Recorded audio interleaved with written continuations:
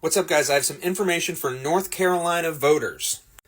First of all, make a note, October 11th, 5 p.m. is voter registration deadline. Make sure you have registered before October 11th at 5 p.m.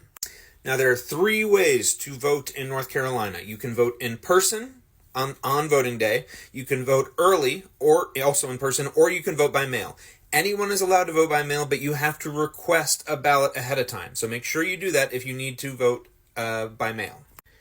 All voters are allowed to vote in person with or without photo ID.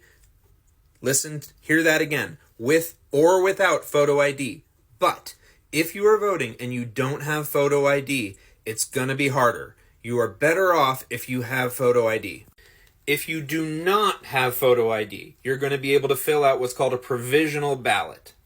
You're also going to have to fill out an extra form called an ID exception form. That ballot is a whole other thing.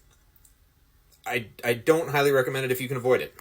You can also come back to your county board of elections anytime before the second Thursday following election day with an ID to validate your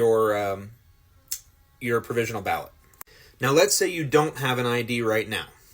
And to be clear, that is a photo ID. So if you don't have a driver's license, you can go get a special free photo ID just for voting. In order to get that special ID, you're going to need to find your local county board of elections and go there to get that special ID. You can also get a free ID of some sort at the local DMV. But you need to do all this stuff well in advance because it's going to take time. So I'm going to run through this all one more time. North Carolina, register before October 11th. If you're voting in person, bring an ID with you if you can. If you don't have an ID, you'll be asked to fill out a special form, and you can bring an ID later to validate your ballot. And you can go to either the DMV or your local board of elections to get a no-fee ID just for voting. You can also vote by mail if you request a ballot, an absentee ballot, but you have to request that in advance.